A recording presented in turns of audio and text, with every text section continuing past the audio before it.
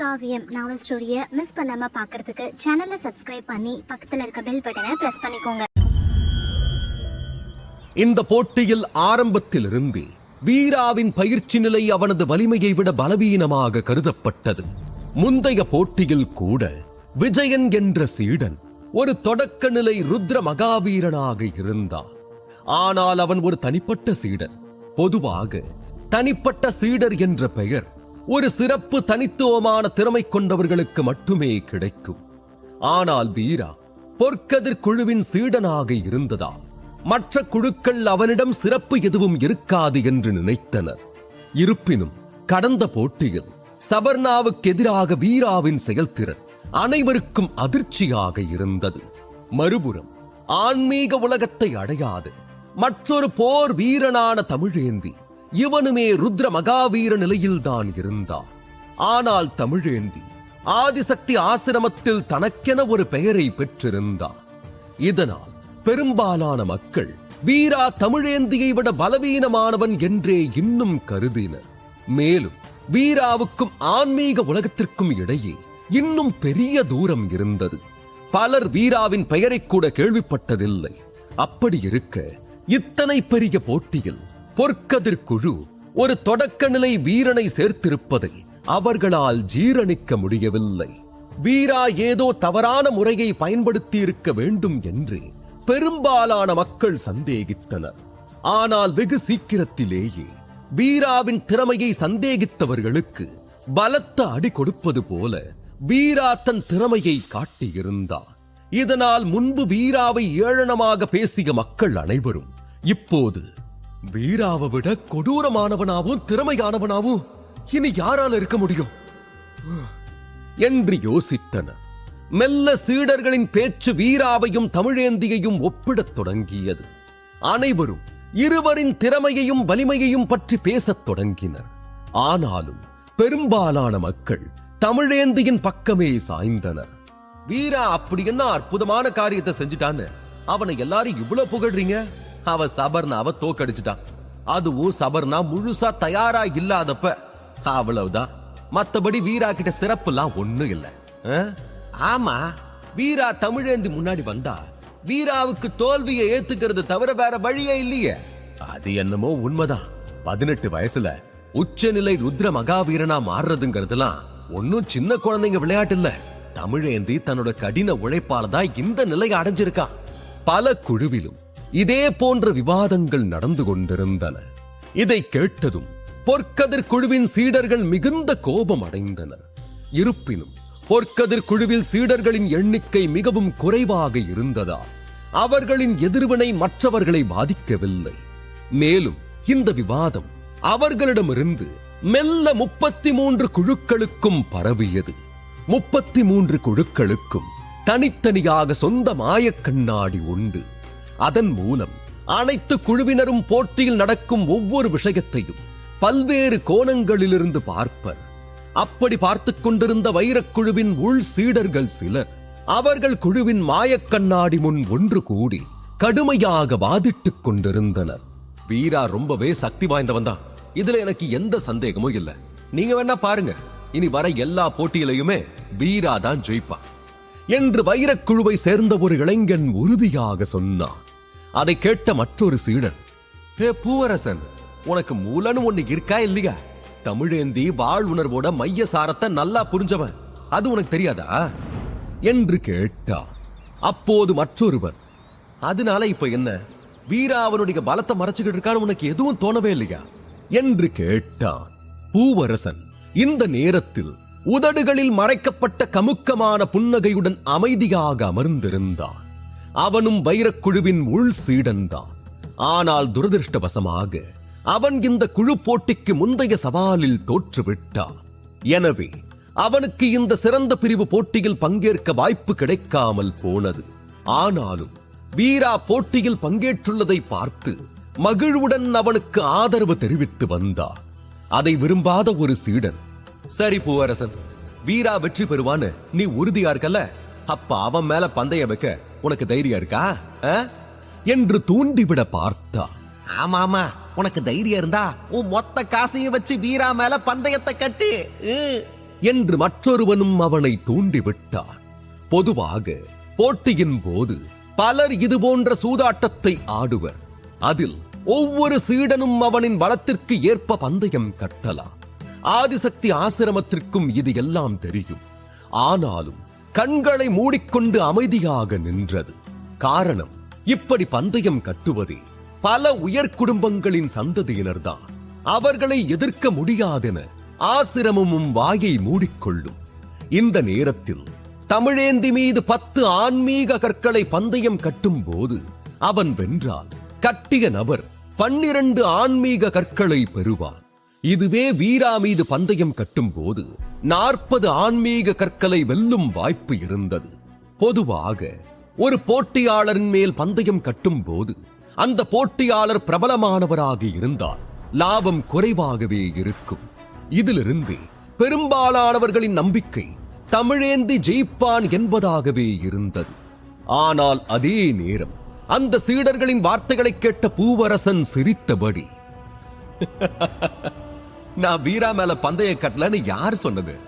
நான் போட்டியோட தொடக்கத்துல இருந்து என்னோட எல்லா பணத்தையும் வீரா மேலதான் பந்தயம் கட்டிட்டு வரேன். இப்ப அது 10 மடங்குக்கு மேல அதிகரிச்சிருக்கு. நான் இன்னுமே கூட நம்பிக்கையா வீரா மேல பந்தயம் கட்டுவேன். ஆனா உங்க யாராலையாவது உங்க மொத்த பணத்தையும் தமிழேந்தி மேல பந்தயம் கட்ட முடியுமா என்று கேட்டார். பூவரசன் சொன்ன வார்த்தைகள் வைரக்குழுவின் அனைத்து சீடர்களையும் திகைக்க வைத்தது. தமிழேந்தி மிகவும் சக்தி வாய்ந்தவனாக இருந்தாலும் அவன் வெல்ல முடியாதவன் அல்ல. மேலும் தமிழேந்தி இன்னும் ஒரு சிறந்த ருத்ர மகாவீரன் மட்டுமே. அத்துடன் அவன் இன்னும் எந்த தனிப்பட்ட சீடனையும் எதிர்கொள்ளவில்லை. தவிர அத்தனை 33 குழுக்களிலும் பல சக்தி வாய்ந்த மாணவர்கள் இருக்கிறார்கள். அவர்களிலும் சிலர் தமிழேந்தியை வெல்லக்கூடியவர்கள்தான். உதாரணமாக தமிழேந்தியின் சொந்த குழுவை சேர்ந்த சத்தியன் மற்றும் விவேகன், சங்கநதி குழுவை சேர்ந்த பகலவன் மற்றும் சித்தார்த்தன் ஆகியோரும் அதிக திறமையானவர்கள். இதை அறிந்த எவருமே தங்கள் மொத்த செல்வத்தையும் தமிழேந்தியிடம் பந்தயம் கட்ட மாட்டார்கள். வேண்டுமானால் 100 முறை யோசிப்பார்கள். ஆனால் பூவரசனோ தனது மொத்த செல்வத்தையும் வீராவின் மேல் பந்தயம் கட்டியிருந்தான். அது மட்டுமல்ல, ஒவ்வொரு போட்டியிலும் வீராவின் மேல் பந்தயம் கட்டிக் கொண்டிருந்தான். உண்மையில் அவனது கணிப்பின்படி வீரா ஒவ்வொரு போட்டியிலும் வெற்றி பெற்றார். அவனது செல்வம் தொடர்ந்து அதிகரித்து நூற்றுக்கணக்கான அல்லது ஆயிரக்கணக்கான மடங்கு கூட அதிகரிக்கும். சிலர் பூவரசனின் இந்த செயலை கண்டு எதன் அடிப்படையில் இதை செய்கிறான் என்று யோசித்தனர். பெரும்பாலான மக்கள் அவனை முட்டாள் என்று கருதி கேலி செய்தனர். ஆனால் பூவரசனுக்கு தெரியும் அவன் எந்த முட்டாள்தனத்தையும் செய்யவில்லை என்று. மேலும் இதுவரை அவன் தனது உள்ளுணர்வை பெரிதும் நம்பியிருந்தான். அத்துடன் வீராவின் வலிமையில் மேலும் அவனுக்கு அதிக அளவு நம்பிக்கை இருந்தது. வீராவின் அசுர திறமையை நெருக்கமாக அனுபவித்த ஒரே நபர் பூவரசன்தான். வீராவின் வாழ் உணர்வு எவ்வளவு சக்தி வாய்ந்தது என்பதையும் அவன் ஒருவனே அறிவான். வீரா போட்டி நடக்கும் போதே தமிழேந்தியை பார்த்து வாளடி நுட்பத்தை கற்றுக்கொண்டதையும் பூவரசன் கண்டிருந்தான். இதனாலேயே அவன் முழு நம்பிக்கையுடனும் விளையாட்டுத்தனமான புன்னகையுடனும், எனக்கு சூதாட்டம் பிடிக்கும், ஆனா கடந்த சில வருஷமா நான் நிறைய பணத்தை இழந்துட்டேன். ஆனா இந்த முறை வீராவாலேயே நான் பல மடங்கு அதிக பணத்தை சம்பாதிக்க போறேன் என்றான். சிலர் அவனை மீண்டும் கேலி செய்திட, சிலர் மட்டும் அவன் சொல்வதை நம்ப ஆரம்பித்தனர். அப்போது திடீரென மாயக்கண்ணாடியில் ஒரு புதிய காட்சி தோன்றியது. ஏய், அங்க பாருங்க என்று ஒரு சீடன் குரல் கொடுக்க அனைவரும் காட்சியை பார்க்கத் தொடங்கினர். அங்கே அரங்கிலிருந்து வெளியேறிய வீரா திடீரென நின்றான். அவனது கண்கள் கூட்டத்தில் இருந்த ஒருவனை பார்த்தது. அந்த நபர் வேறு யாரும் அல்ல, தமிழேந்திதான். அவனும் வீராவைத்தான் பார்த்துக் கொண்டிருந்தான். இருவரின் கண்களும் சந்தித்தன. ஒரு கண்ணுக்கு தெரியாத பதற்றம் காற்றில் பரவியது. என்ன நடக்குது அங்க? இது அடுத்த போட்டியோட தொடக்கமா? 2 பேரும் கண்ணால சவால் விட்டுக்கிறாங்களா என்ன என்று சீடர்கள் தங்களுக்குள் விவாதித்துக் கொண்டனர். மறுபுறம் அரங்கத்தில் போட்டிகள் ஒன்றின் பின் ஒன்றாக எந்த இடையூறும் இல்லாமல் தொடர்ந்து நடந்தன. பலவீனமான சீடர்கள் வெளியேற்றப்பட்டனர். அதே நேரத்தில் சக்தி வாய்ந்த சீடர்கள் முன்னேறினர். அதன் பின் வீராவும் தனது போட்டிகளில் குறிப்பாக எந்த சக்தி வாய்ந்த எதிரியையும் எதிர்கொள்ளவில்லை. கிட்டத்தட்ட அனைவரும் சிறந்த ருத்ர மகாவீரர்களே. அவர்களில் 2 சிறந்த ருத்ர மகாவீரர்கள் மற்றவர்களை விட மிகவும் வலிமையானவர்களாக இருந்தனர். இந்த இருவரும் வாகை குழு மற்றும் தசரத குழுவின் உள் சீடர்கள். இருப்பினும் அவர்கள் சிறந்த ருத்ர மகாவீரர்கள் மட்டுமே.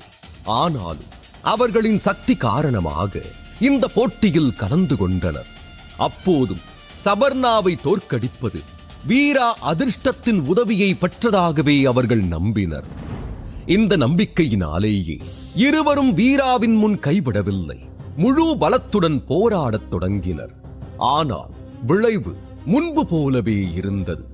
மேலும் வீராவும் எந்த கூடுதல் முயற்சியும் இல்லாமல் அவர்களை தோற்கடிக்க தனது முஷ்டியை மட்டுமே பயன்படுத்தினார்.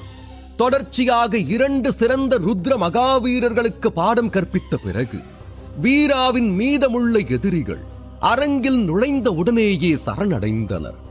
ஒரு வழியாக 33 குழுக்களின் திறமையான சீடர்களில் பெரும்பாலானோர் போட்டியிலிருந்து வெளியேற்றப்பட்டனர். அதே நேரத்தில் வீராவின் வெற்றி பயணம் தொடர்ந்தது. அவன் 11 போட்டிகளில் ஒன்றின் பின் ஒன்றாக வெற்றி பெற்றான். இந்த முடிவு வீராவை பற்றிய மக்களின் பார்வையை மாற்றியது. ஏனெனில் இந்த வெற்றி தொடரில் ஏழிசை மற்றும் சபர்ணாவுடனான போட்டிகள் போன்ற பல கடினமான போட்டிகளும் அடங்கும். தமிழேந்தியும் வெற்றி பாதையில் இருந்தான். ஆனால் அவனது போட்டிகள் வீராவின் போட்டிகளை விட மிகவும் உற்சாகமாக இருந்தன. அவனுமே 3 ஆன்மீக உலக வீரர்களை எதிர்கொண்டான். அதில் சங்கநதி குழுவை சேர்ந்த தரணி, கருட குழுவை சேர்ந்த ஒரே ஆன்மீக உலக வீரனான மணிகண்டன் இவர்களும் அடங்குவர். இவர்களில் யாரையும் குறைத்து மதிப்பிட முடியாது. ஒரு வாழ் வீரனின் மிகப்பெரிய ஆயுதம் அவனது வாழ்தான். ஆனால் இதில் எந்த போட்டிகளின் போதும் தமிழேந்தி தனது வாளை உருவவில்லை. அதாவது அவன் இதுவரை தனது சக்தியில் 20 முதல் 30% மட்டுமே அனைவருக்கும் வெளிப்படுத்தியிருந்தான். இந்த சூழ்நிலையில் அவனது ரகசிய சண்டை சக்தியை கற்பனை செய்வது கூட அனைவருக்குமே கடினமாக இருந்தது. எனவே தமிழேந்தியின் சக்தி சிறந்த ருத்ர மகாவீரனாக இருந்த போதிலும் அவன் இந்த சிறந்த பிரிவு போட்டியில் முதல் இடத்தை வெல்வதற்கான வாய்ப்பு மிக அதிகம் என்று இப்போது வரை பலரும் கூறினர். இது போன்ற ஒரு சம்பவத்தை ஆதிசக்தி ஆசிரம வரலாற்று இதற்கு முன்பு யாரும் பார்த்ததில்லை. ஏனெனில் இதுவரை ஆன்மீக உலகத்தை தொடாத வீரர்கள் யாரும் முதல் இடத்தை பெற்றதில்லை. அதே நேரம் வீராவை பற்றிய மக்களின் கருத்து மிகவும் வித்தியாசமானது. வீரா இதுவரை ஒரு உண்மையான வீரனை எதிர்கொள்ளவில்லை என்பதை அனைவரும் ஒப்புக்கொண்டனர். அஷ்டசக்கர குழு அல்லது தசரத குழுவின் ஆன்மீக உலக வீரனை அவன் எதிர்கொண்டிருந்தால் வீராவின் வெற்றி பயணம் நீண்ட காலத்திற்கு முன்பே முறியடிக்கப்பட்டிருக்கும் என்றே இன்னும் பலர் நம்புகின்றனர். வீரா மற்றும் தமிழேந்தியை தவிர தேவகன்னியர் குழுவின் கிருத்திகையும் அற்புதமான திறனை வெளிப்படுத்தி வந்தாள். கிருத்திகையும் இன்னும் சிறந்த ருத்ர மகாவீரனாக மாறவில்லை என்றாலும் தனது வலிமையால் பல ஆன்மீக உலக வீரர்களை தோற்கடித்திருந்தாள். அதன்படி ருத்ர மகாவீரர்களாக இருந்த போதிலும் வீரா, தமிழேந்தி, கிருத்திகை உட்பட 7 பேர் தங்கள் வெற்றி பயணத்தை தக்க வைத்துக் கொண்டிருந்தனர். ஆதிசக்தி ஆசிரமத்தின் அனைத்து சீடர்களும் இந்த 7 பேரின் போட்டிக்காக ஆவலுடன் காத்திருந்தனர். ஆதிசக்தி ஆசிரமத்தின் ஒதுக்கீட்டு முறையும் அவர்களை ஏமாற்றவில்லை. இந்த சுற்றில் வீராவின் அடுத்த போட்டி அறிவிக்கப்பட்டது. பொற்கதிர் குழுவின் வீரசிம்மன், சங்கநதி குழுவை சேர்ந்த சித்தார்த்தர்.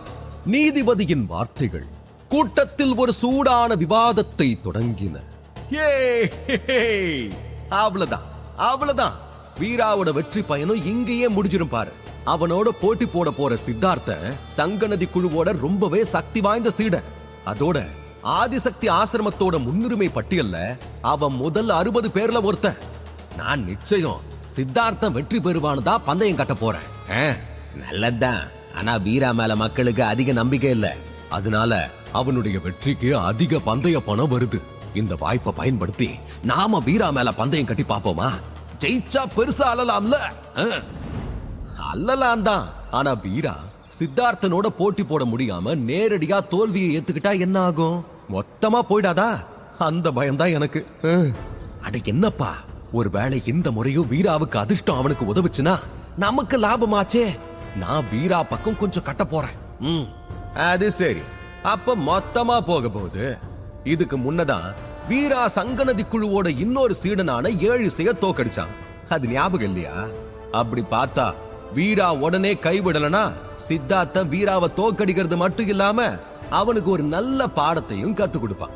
பாரு, உண்மையில் 7 சித்தார்த்தன் பழி வாங்குவானா? அவனது சக்தி வாய்ந்த சவாலை வீராவால் வெல்ல முடியுமா?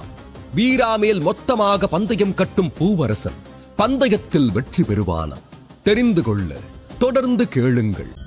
வீராவின் செயல்திறன் அற்புதமாக இருந்த போதிலும் சித்தார்த்தனை அவனால் தோற்கடிக்க முடியாது என்றே பலரும் எண்ணினார்கள். இந்த நேரத்தில் சூதாட்டக்காரர்களிடையே வீரா தோற்றுப்போகும் வாய்ப்புகள் 90% என்று கூறப்பட்டது. அதே நேரம் நீதிபதியின் அறிவிப்பை கேட்டதும் வீரா அரங்கிற்குள் நுழைய தயாரானார். ஆசிரியர் வளையாபதி வீராவிடம் ஏதோ சொல்ல விரும்பினார். ஆனால் அதற்குள் வீராவை சிரித்துக் கொண்டே, ஆசிரியர் வளையாபதி, தயவு செஞ்சு எதுவும் சொல்லாதீங்க. எனக்கு ஆபத்து ஏற்பட்டா நான் உடனடியா தோல்வியை ஏத்துக்கணுங்கிற உங்க கருத்தை நான் ஏற்கனவே புரிஞ்சுக்கிட்டேன், போதுமா என்றான். அவனது வார்த்தைகளை கேட்ட ஆசிரியர் வளையாபதி விசித்திரமாக சிரித்தார். ஆனால் இந்த முறை அவர் தனது வார்த்தைகளை மாற்றினார். சங்கநதி குழுவோட சீடன் 7 நீ அடிச்சிருக்க. அதனால சங்கநதி குழுவோட சீடர்கள் உன் மேல ரொம்ப கோபமா இருக்காங்க. சித்தார்த்தன் உன் உயிரை பறிக்க கூட முயற்சி பண்ணலாம். அதான் நான் கொஞ்சம் பயப்படுறேன் என்றார். ஆனால் வீரா தீவிரமாக, ஆசிரியர் வளையாபதி, என் எதிரி யாரா இருந்தாலும் சரி, நான் ஒவ்வொரு முறையும் என் முழு பலத்தையும் பயன்படுத்தி போராடுவேன். யாருக்கும் பயந்து என்னால பின்வாங்க முடியாது என்றார். வீராவின் முகத்தில் இருந்த தீவிரமான வெளிப்பாடுகளை பார்த்த ஆசிரியர் வளையாபதியின் இதயம் கொஞ்சம் நடுங்கியது. உண்மையில் வீராவால் தனிப்பட்ட சீடர்களுடனும் 33 குழுக்களின் உயர்மட்ட வீரர்களுடனும் இப்போது போட்டியிட முடியும் என்பதை ஆசிரியர் வளையாபதியால் நம்ப முடியவில்லை. மேலும் அவரது முழு கவனமும் வீராவை பாதுகாப்பாக வைத்திருப்பதிலேயே இருந்தது. அப்போதுதான் அடுத்த சிறந்த பிரிவு போட்டியில் பொற்கதிர் குழுவை முதலிடத்திற்கு கொண்டு வர முடியும் என்று கணக்கிட்டிருந்தார். ஆனால் வீராவின் வார்த்தைகள் அவரது மனதை அசைத்திருந்தது. எனவே ஆழ்ந்த மூச்சை இழுத்த ஆசிரியர் வளையாபதி, என்ன மன்னிச்சிரு வீரா, நீ சொல்றதா சரி. ஒவ்வொரு போட்டியிலையும் நீ உன்னால முடிஞ்சதை செய்யணும். உன்னால அதை செய்ய முடியும்னு நான் உறுதியா நம்புறேன் என்று மெதுவாக சொன்னார். அவரது வார்த்தைகளை கேட்ட வீரா சிரித்துக் கொண்டே தலையசைத்தார். பின்னர் அரங்கிற்குள் நுழைந்தார். இந்த நேரத்தில் வைரக்குழுவின் பூவரசன் மாயக்கண்ணாடியை பார்த்துக் கொண்டிருந்தான். அவன் கண் இமைக்க கூட துணியவில்லை. வீரா வெற்றி பெறுவான் என்ற நம்பிக்கையில் அவன் 1500 ஆன்மீக கற்களை பந்தயம் கட்டியுள்ளான். முன்பு இது பூவரசனுக்கு நினைத்து பார்க்க முடியாத தொகை.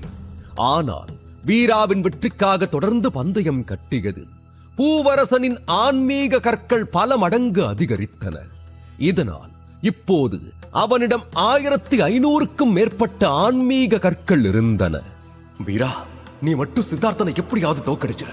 அதுக்கப்புறம் உன்னை நான் எப்பவோ அண்ணானே கூப்பிடுறேன் என்ற பூவரசனின் பிரார்த்தனைகளுக்கு இடையே வீரா அரங்கத்தை அடைந்தார்.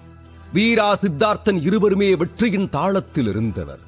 இருவரும் தொடர்ச்சியாக 11 போட்டிகளில் வென்றிருந்தனர். ஆனால் இந்த போட்டியில் அவர்களில் ஒருவரின் வெற்றி ரதம் இங்கே நிற்கப் போகிறது. சித்தார்த்தன் ஏற்கனவே அரங்கில் நின்று கொண்டிருந்தார். சிறப்பு பிரிவு போட்டியில் உடை அணிவதில் கடுமையான விதிகள் எதுவும் இல்லை. எனவே இன்று அவன் ஒரு பச்சை நிற உடையையும் இடுப்பில் வெள்ளை இடுப்பு பட்டையையும் அணிந்திருந்தான். அவன் நிறைய அறிவு பெற்ற ஒரு அறிஞரை போல தெரிந்தான். மேலும் அவனது கண்களில் கொலைவெறி நோக்கத்தின் தடயமும் இல்லை. வீரா அரங்கிற்குள் நுழைவதை பார்த்த சித்தார்த்தன், நீ தோல்விக்கு ஒத்துக்கணும் வீரா என்று மெதுவாக சொன்னான். நான் ஏன் அப்படி செய்யணும்னு கொஞ்சம் சொல்ல முடியுமா என்று வீரா சித்தார்த்தனை பார்த்து புருவங்களை உயர்த்தி கேட்டார். நான் சங்கநதி குழுவை சேர்ந்தவன். நீ 7 செய்ய மோசமா இருக்க. அதனால ஆசிரியர் அருணேந்தி உன்னை ஊனமாக்க சொல்லியிருக்கார் என்று சித்தார்த்தன் அமைதியாக சொன்னான். அவனது வார்த்தைகளை கேட்ட வீரா அரங்கின் வெளியே பார்த்தான். அங்கு சங்கநதி குழுவை சேர்ந்த ஆசிரியர் அருணேந்தி கொலை வெறியுடன் அவனை பார்த்துக் கொண்டிருந்தார். இதை பார்த்த வீரா சிரித்துக் கொண்டே, ஆனா ஏன் இதெல்லாம் என்கிட்ட சொல்ற என்று கேட்டார். சித்தார்த்தனும் சிரித்துக் கொண்டே, அந்த விஷயத்துல எல்லா தப்பு 7 செய் மேலதான்னு நானும் நம்புறேன். 7 செய் உன் பொற்கதிர் குழுவோட திவாகரனை மோசமா அடிச்சிருக்கான். அப்ப அவனும் அடிவாங்க தயாரா இருக்கணும்ல. நீ திவாகரனுக்காக பழிவாங்க. இன்னும் சொல்ல போனா என்ன பொறுத்த வரையில நீ எந்த தவறும் செய்யல என்றார். வீரா கொஞ்சம் ஆச்சரியத்துடன் சித்தார்த்தனை பார்த்தான். பின்னர் ஆர்வத்துடன், அப்படின்னா 7 செய்க்காக நீ என்ன பழி வாங்க வந்திருக்கியா என்று கேட்டார். உண்மையை சொல்லணும்னா ஆசிரியர் அருணேந்தி அதைத்தான் விரும்புகிறார். ஆனா எனக்கு அப்படி செய்ய விரும்புகிறேன். ஏன்னா எனக்கு 7 செய்ய பிடிக்காது என்று சித்தார்த்தன் லேசாக சிரித்தபடி சொன்னார். சித்தார்த்தனின் கருத்துப்படி 7 செய் மாயை அணிவகுப்பில் மிகவும் திறமையானவன் தான். ஆனால் அவன் மிகவும் கொடூரமானவன் மற்றும் ரத்தவெறி பிடித்தவன். ஆதிசக்தி ஆசிரமம் ஆசிரமத்தின் விதிகள் மற்றும் அதிகாரத்தை பற்றி மட்டுமே அக்கறை கொண்டிருந்தது. சீடர்களின் குணாதிசயங்களுக்கு அவர்கள் எந்த கட்டுப்பாடுகளையும் விதிக்கவில்லை. சித்தார்த்தனின் குறைந்த வலிமை காரணமாக ஆதிசக்தி ஆசிரமத்தின் இந்த செயல்கள் அவனால் மாற்ற முடியவில்லை. அதில் சேரவும் அவனுக்கு விருப்பமில்லை. சங்கநதி குழுவை சேர்ந்த ஆசிரியர் அருணேந்திக்கு அவன் கடன்பட்டிருந்தால் அவரது வேண்டுகோளை மறுக்க முடியவில்லை என்றால் அவனாலும் சொந்தமாக முடிவுகளை எடுக்க முடிந்தது. எனவேதான் அவன் எந்த தவறான செயலிலும் ஈடுபடாமல் இருக்க தோல்வியை ஏற்றுக்கொள்ள வேண்டும் என்று வீராவுக்கு நினைவூட்டினான். ஆனால் அவனது வார்த்தைகளை கேட்ட வீராவின் கண்கள் ஆச்சரியத்தில் பிரகாசித்தன. சித்தார்த்தன் இவ்வளவு நேர்மையாக இருப்பான் என்று அவன் எதிர்பார்க்கவில்லை. வீரா தலையை ஆட்டியபடி, ஆதிசக்தி ஆசிரமத்துல அதிகாரத்துக்கு மட்டும்தான் மதிப்பு இருக்கு, அது ஒழுக்கத்துக்கு இல்லங்கிறது உண்மைதான். இங்க இருக்கிற பல திறமையான சீடர்கள் ரொம்ப கொடூரமாவும் ரத்தவெறி பிடிச்சவங்களாவும் தான் இருக்காங்க. ஆனா நீ இவ்வளவு நேர்மையா இருக்கிறதுக்காகவே நான் உன்னை பாராட்டுறேன்.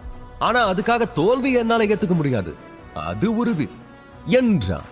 ஆனா வீரா, நீ தோல்வியை ஏத்துக்காம உண்மையிலேயே நீ தோக்குற நிலைமை வந்தா அப்ப என்ன ஆகும்? எனக்கு ரொம்ப பயமா இருக்கு. ஆசிரியருடைய உத்தரவை என்னால நேரடியா நிராகரிக்க முடியாது என்றான். ஒருவேளை வீரா கைவிடவில்லை என்றால் நிச்சயமாக அவனை தண்டிக்க வேண்டிய நிலையில் சித்தார்த்தன் உள்ளான் என்பது அவனது குரலில் உறுதியாக தெரிந்தது. சித்தார்த்தனின் கவலையை புரிந்து கொண்ட வீரா, சித்தார்த்தன், இத பத்தி நீ கவலைப்படாத. இந்த போட்டியோட முடிவு இன்னும் தீர்மானிக்கப்படலையே. ஒருவேளை நான் தோத்தா நீ எனக்கு மூச்சு விடுற அளவுக்கு கொஞ்சம் நேரம் கொடுத்தா கூட போதும். அதுக்குள்ள நான் என் தோல்வியை ஏத்துக்கிறேன். அப்படி செஞ்சா உன்னோட ஆசிரியர் கொடுத்த உத்தரவை நீ மீறிட்டங்கிற மாதிரி ஆகாது இல்லையா என்று வீரா மெதுவாக சொன்னான். வீராவின் திட்டத்தை கேட்ட சித்தார்த்தனா புன்னகைக்காமல் இருக்க முடியவில்லை. அட, நான் இவ்வளவு சுலபமான முறையை பத்திலாம் யோசிக்கவே இல்லையே. சரி, அப்படின்னா நாம போட்டியை தொடங்குவோம் என்ற சித்தார்த்தன் ஒரு எழுதுகோலை எடுத்தான். இந்த உலகில் பல வகையான ஆயுதங்கள் இருந்தன. ஆனால் எழுதுகோலை ஆயுதமாக பயன்படுத்துபவர்கள் மிக குறைவே. சித்தார்த்தனின் கையில் இருந்த எழுதுகோல் மரத்தால் ஆனது. அதன் நுனியில் ஒரு மயில் இறகு இணைக்கப்பட்டிருந்தது. வழக்கமாக இந்த வகை எழுதுகோல் எழுதுவதற்கு மட்டுமே பயன்படுத்தப்பட்டது.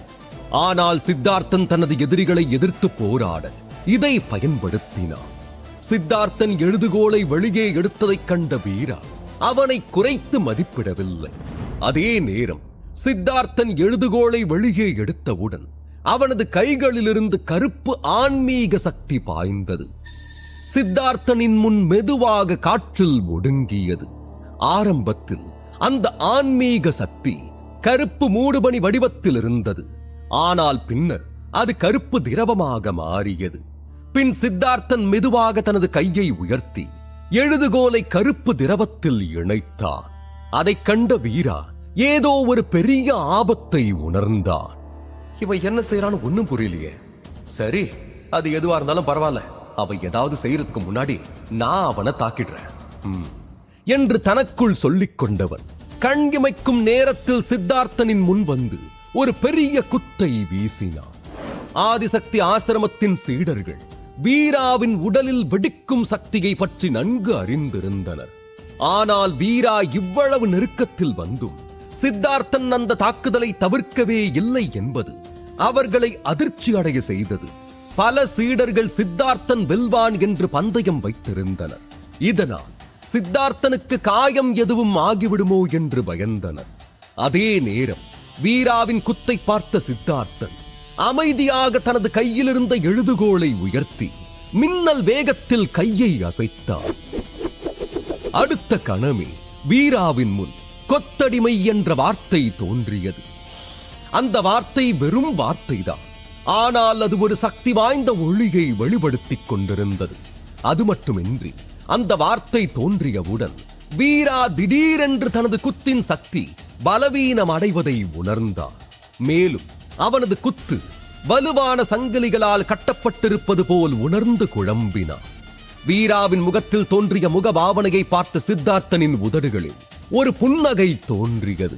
அதே நேரம் அரங்கிற்கு வெளியே இருந்து, சித்தார்த்தன், இப்பவே அவனை முடிச்சிரு என்று ஒரு உரத்த குரல் எதிரொலித்தது. அது சங்கநதி குழுவை சேர்ந்த ஆசிரியர் அருணேந்தியின் குரல். அவரது கண்களில் கோபமும் பொறாமையும் தெளிவாக தெரிந்தது. உடனே சித்தார்த்தனின் முகம் கடுமையாக மாறியது. அவன் மீண்டும் எழுதுகோலை வேகமாக அசைத்தான். அடுத்த கணமே கேடயம் என்ற வார்த்தை காற்றில் தோன்றியது. இந்த வார்த்தை கனமாகவும் ஆழமாகவும் செதுக்கப்பட்டிருந்தது. வீராவின் குத்து கேடயம் என்ற வார்த்தையுடன் மோதியது. ஆனால் அடுத்த கணமே வீராவின் முகபாவம் மாறியது. இந்த வார்த்தையில் ஒரு கீறல் கூட இல்லை, முற்றிலும் பாதுகாப்பாக இருந்தது. சித்தார்த்தன் ஆன்மீக உலக வீரன் என்பதால் வீரா தனது பலத்தை மறைக்கவில்லை. அதற்கு பதிலாக அவன் தனது உடல் வலிமையை எல்லாம் சேகரித்தான். அடுத்த கணமே அவனது மற்ற அனைத்து பாம்பு செதில்களும் ஒன்றாக விழித்தெழுந்தன. இந்த அதிகரித்த சக்தியுடன் அவனது குத்து மீண்டும் ஆன்மீக சக்தியால் எழுதப்பட்ட வார்த்தையுடன் மோதியது. ஆனால் எதிர்பாராத விதமாக இந்த முறையும் வார்த்தை நகரவில்லை. திரும்ப வீரா மீண்டும் மீண்டும் அதை தாக்கினார். தொடர்ச்சியான 4 குத்துக்களுக்கு பிறகு அந்த பெரிய கேடயம் என்ற வார்த்தையில் ஒரு விரிசல் தோன்றியது. 5வது குத்து மோதியவுடன் அந்த வார்த்தை பயங்கரமான சத்தத்துடன் வெடித்தது. இதனால் சித்தார்த்தன் சில அடிகள் பின்வாங்கினான். ஆனால் அடுத்த கணமே அவன் தனது கையை அசைத்து மற்றொரு கேடயம் என்ற வார்த்தையை எழுதினான். கூடவே தொடர்ந்து தனது எழுதுகோலை மையில் நனைத்துக் கொண்டான். இதனால் பல கேடயம் என்ற வார்த்தைகள் ஒன்றன் பின் ஒன்றாக தோன்றிக் கொண்டே இருந்தன. வீரா தனது வார்த்தையை திரும்ப திரும்ப தாக்குவதை பார்த்த சித்தார்த்தன் மெல்லிய குரலில், வீரா, இது 5 நிலை வார்த்தை நுட்பம். இது 5 தாக்குதல்களை சுலபமா தாங்கும். அதே நேரம் உன்னோட இடது கையில பயன்படுத்தின கொத்தடிமைங்கிற வார்த்தையை பொறுத்தவரை அது ஒரு கொத்தடிமை வார்த்தை நுட்பம். இது ஒருத்தருடைய உடல் மற்றும் ஆன்மீக சக்தி ரெண்டையுமே கட்டுப்படுத்தும். இப்போ உன்னோட இடது கையை கொஞ்ச நேரத்துக்கு அசைக்க முடியாது என்றான். சித்தார்த்தனின் வார்த்தைகளை கேட்ட வீரா திகைத்து போனார். பொதுவாக எந்த போர் வீரனும் தனது எதிரியிடம் தனது பயிற்சி முறை மற்றும் அவனின் பயன்பாடு பற்றி சொல்ல மாட்டார். ஏனெனில் அப்படி சொன்னால் எதிராளி அதை உடைக்க ஒரு வழியை தேடுவார். ஆனால் சித்தார்த்தன் உண்மையிலேயே நேர்மையானவன். அவன் தனது வலிமையிலும் முழு நம்பிக்கை வைத்திருந்தான். இது தவிர அவன் எந்த பாசாங்கும் இல்லாமல் நேரடியாக வேலை செய்தான். அதனால்தான் வீராவிடம் உண்மையை சொன்னான். கொத்தடிமை வார்த்தை நுட்பமா என்ற வீரா தனது இடது கையை சுழற்றி பார்த்தான். உண்மையில் வீராவால் தனது இடது கையில் எந்த சக்தியையும் செலுத்த முடியவில்லை. அப்படி பார்த்தால் சித்தார்த்தனின் கொத்தடிமை வார்த்தை அவனது இடது கையை முடக்குவதற்கு சமம். இந்த கொத்தடிமை வார்த்தை நுட்பத்தை உன்னால உடைக்க முடியாது வீரா. ஆனா அது 1 மணி நேரத்துக்கு அப்புறம் தானாவே உடைஞ்சிடும் என்றான். என்னால இதை உடைக்க முடியாதா? நல்லா சிரிப்பு வர மாதிரி தான் பேசுற என்று வீரா மெதுவாக பேசினான். இந்த நேரத்திலும் அவன் முகத்தில் எந்தவித பதட்டமும் இல்லை. சித்தார்த்தனுடன் போட்டியிடாமல் ஏதோ சாதாரண பேச்சுவார்த்தையில் ஈடுபட்டது போல் அமைதியாக இருந்தார். அடுத்து என்ன நடக்கும்? வீரா இந்த கொத்தடிமை மற்றும் கேடைய வார்த்தையின் வலையிலிருந்து எப்படி தப்பிப்பார்? இது வீராவின் இறுதி போட்டியா? சித்தார்த்தன் எழுதுகோலை பயன்படுத்தி அடுத்து என்ன பயங்கரமான விஷயங்களை எழுதுவார்? தெரிந்து கொள்ள புத்த உடைக்க முடியாது என்று சித்தார்த்தனை புன்னகையுடன் பார்த்த வீரா தனது புருவங்களை உயர்த்தி ஒரு யோசனையுடன் தனது இடது கையில் இருந்த மந்திரக்கல்லை பார்த்தார். உடனே மந்திரக்கல்லின் ஆற்றல் வெடித்தது. அடுத்த கணமே கொத்தடிமை என்ற வார்த்தையில் சிவப்பு விரிசல்கள் தோன்றின. சிறிது நேரத்தில் கொத்தடிமை என்ற முழு வார்த்தையும் சிறிய கருப்பு துண்டுகளாக உடைந்தது. இதை கண்ட சித்தார்த்தன் ஆச்சரியத்துடன் வீராவை பார்த்தார். இது உண்மையிலே ஆச்சரியமா இருக்கு வீரா. உன் முன்னாடி நான் கொஞ்சம் திமிராதான் நடந்துகிட்டேன். ஆனா முதல் நிலை ருத்ர மகாவீரனாய் இருந்தாலும் நீ ரொம்பவே சக்தி வாய்ந்தவனா இருக்க. சரி, என் கொத்தடிமங்கிற வார்த்தையை மட்டும் உடைச்சா போதாது, இதையும் சமாளி என்ற சித்தார்த்தன் மீண்டும் எழுதத் தொடங்கினான். ஒரே நொடியில் 5 முறை கேடயம் என்ற வார்த்தை தோன்றியது. சித்தார்த்தன் அத்துடன் நிற்கவில்லை. மேலும் 3 முறை கொலை என்ற வார்த்தைகளை உருவாக்கி மெதுவாக தாக்குதல் என்றார். அடுத்த கணமே அந்த 3 வார்த்தைகளும் வீராவை நோக்கி நகர்ந்தன. அத்துடன் அனைவரையும் ஆச்சரியப்படுத்தும் விதமாக சித்தார்த்தன், வீரா கவனமாறு, இந்த கொலை வார்த்தை ரொம்பவே சக்தி வாய்ந்தது, அதனால நீ அதை சமாளிக்கிறப்ப கொஞ்சம் எச்சரிக்கையா இருக்கணும் என்றார். போர்க்களத்தில் ஆயிரக்கணக்கான உயிரினங்களை கொல்லும் போது உருவாகும் கொலைவெறி போல அந்த வார்த்தைகளில் இருந்து வீராவுக்கு கொடூர கொலைவெறி வாசம் வந்தது. அதே நேரம் அந்த 3 வார்த்தைகளும் ஒரு முக்கோணத்தை உருவாக்கி வீராவை நோக்கி நகரத் தொடங்கின. இதனாலதான் சித்தார்த்தனுடைய உடல்ல இருந்து கொலைக்கான நோக்கத்தை என்னால உணர முடியல. அவன் தன்னோட மொத்த கொலை நோக்கத்தையும் இந்த வார்த்தைகளை அணைச்சிருக்கான். சரி, இப்ப இந்த 3 வார்த்தைகளுடைய சிறப்பு என்னன்னு நானும் பார்க்கிறேன் என்று தனக்குள் எண்ணிய வீரா தனது முஷ்டியை உயர்த்தியபடி அந்த 3 வார்த்தைகளை நோக்கி வேகமாக ஓடினான். சித்தார்த்தன் போன்ற ஒரு போட்டியாளரை எதிர்ப்பதும் அவனை சமாளிப்பதும் தனக்கு மிகவும் கடினமாக இருக்கும் என்று வீராவுமே உணர்ந்திருந்தார். மேலும் அவனை எதிர்த்து வெற்றி பெற இன்னும் கூட அதிக சக்திகளை காட்ட வேண்டியிருக்கலாம் என்று வீராவும் யூகித்திருந்தார். காரணம், இந்த நேரத்தில் வீரா இந்த 3 வார்த்தைகளை எதிர்கொள்ள வேண்டியிருப்பது மட்டுமல்லாமல் சித்தார்த்தனின் பாதுகாப்பையும் எவ்வாறு உடைப்பது என்பதையும் கண்டுபிடிக்க வேண்டியிருந்தது. வீராவின் கைமுட்டி அந்த பெரிய வார்த்தையில் மோதியவுடன் அந்த வார்த்தை வெடித்து சிதறியது. அத்துடன் ஒரு பெரிய அதிர்வலை உருவாகி வீராவை காற்றில் தூக்கி வீசியது.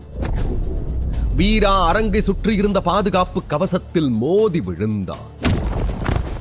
ஆதிசக்தி ஆசிரமத்தின் உயர்மட்ட நிபுணர்களால் செய்யப்பட்ட இந்த கவசம் ஆன்மீக உலக வீரர்களின் தாக்குதல்களையும் தாங்கும். இருந்த போதிலும் வீராவின் மோதலால் உருவான அதிர்வலையில் கவசமே நடுங்கி அவன் மோதிய இடத்தில் ஒரு பெரிய விரிசல் ஏற்பட்டது. இதைக் கண்ட நீதிபதியின் முகம் மாறியது. வீரா, சித்தார்த்தன், இவங்க 2 பேர்கிட்ட இருந்து வந்த ஒரு தாக்குதல் கவசத்தை உடைக்கிற அளவுக்கு சக்தி வாய்ந்ததா? கவசத்தோட நிலையே இதுன்னா அப்ப மோதின வீராவோட உடம்புக்கு என்ன ஆகியிருக்கும் என்று கேள்வி எழுப்பிய நீதிபதி சிவஞானம் அருகிலிருந்த ஆசிரியரை பார்த்தார். ஆசிரியர் பலராமன் உடனடியாக தனது கையை அசைத்து தூய ஆன்மீக சக்தியை வெளியிட்டார். இது உடனடியாக கவசத்தை அதன் பழைய நிலைக்கு கொண்டு வந்தது. இந்த காட்சியை பார்த்த கூட்டம் மீண்டும் விவாதிக்கத் தொடங்கியது. சித்தார்த்தனுடைய தாக்குதல் ரொம்பவே பயங்கரமானதா இருக்குல்ல? வீராவை கடுமையா காயப்படுத்த ஒரே ஒரு வார்த்தை போதும் போலயே. அப்படின்னா வீராவை விட சித்தார்த்தன் தான் ரொம்ப வலிமையானவன். வீரா தோக்க போறான்னு தான் தோணுது. அந்த கொலைங்கிற வார்த்தை ரொம்ப விசித்திரமா இருக்கு. வீரா மறுபடியும் எழுந்திருக்க முடியுமான்னு சொல்றதே கஷ்டம்தான். அப்படியா? நல்லது, கடவுள் அவனை அப்படியே எழுந்திருக்க முடியாம பண்ணிடணும். வீரா தோப்பான்னு நான் பல தடவை பந்தயம் கட்டிருக்கேன். அதனால என் பணம் எல்லாம் கிட்டத்தட்ட போயிடுச்சு. இந்த தடவை சித்தார்த்தனுடைய வெற்றியில என் மொத்த பணத்தையும் நான் போட்டுட்டேன். வீரா மட்டும் தோத்துட்டா வட்டியோட என் பணத்தை எல்லார்கிட்ட இருந்து நான் திரும்ப எடுத்துருவேன். கவலையே படாத. அவன் உடல் உலோகமாவே இருந்தாலும் இப்ப அவனால எழுந்திருக்க முடியாது.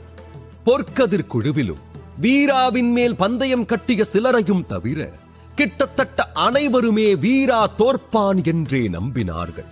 வீரா எழுந்திருக்க மாட்டான் என்றே நினைத்தார்கள். அதற்கேற்றாற்போல் வீராவும் எழுந்திருக்கவில்லை. சொல்லப்போனால் அவன் எழுந்திருக்க விரும்பவில்லை. அதற்கு பதிலாக தற்போதைய சூழ்நிலையை எப்படி சமாளிப்பது, சித்தார்த்தனின் வார்த்தைகளை எப்படி உடைப்பது என்று யோசித்துக் கொண்டிருந்தார்.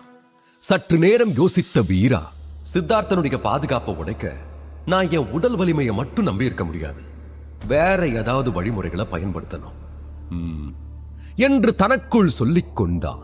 இந்த நேரத்தில் கேடயம் என்ற 5 வார்த்தைகள் சித்தார்த்தனை சுற்றி தொடர்ந்து பறந்து கொண்டிருந்தன. அதை தவிர கொலை என்ற 2 வார்த்தைகளும் எஞ்சி இருந்தன. ஆசிரியர் அருணேந்தி அரங்கிற்கு வெளியே நின்றபடி சித்தார்த்தனிடம் வீராவை அடித்து கொல்ல சொல்லி கத்திக் கொண்டிருந்தார். ஆனால் சித்தார்த்தனின் நேர்மை அவனை அவ்வாறு செய்ய அனுமதிக்கவில்லை. மேலும் ஒரு உண்மையான போர் வீரன் காயமடைந்த ஒருவனை தாக்கி தன் வீரத்தை நிரூபிக்க மாட்டான். இந்த தாக்குதல்ல வீரா கொஞ்சம் அதிகமா காயமடைஞ்சதுனால மயக்கமாயிட்டான்னு நினைக்கிறேன். அப்படி நடந்திருந்துச்சுன்னா நீதிபதி நேரடியாவே வீராவை தோத்துட்டான்னு அறிவிச்சிருவாரு. இந்த போட்டியும் இங்க முடிவடைஞ்சிடும். ஒருவேளை நாங்க பேசின மாதிரி வீரா கொஞ்ச நேரம் ஓய்வெடுக்கிறான் போல, அதான் படுத்தே இருக்கான். பரவாயில்ல, இப்படி இருந்தா ஆசிரியர் அருணேந்தி கிட்ட எடுத்து சொல்றதுக்கும் எனக்கு கொஞ்சம் சுலபமா இருக்கும் என்று தரையில் படுத்திருந்த வீராவை பார்த்து தனக்குள் முணுமுணுத்த சித்தார்த்தன் நிம்மதி பெருமூச்சு விட்டான்.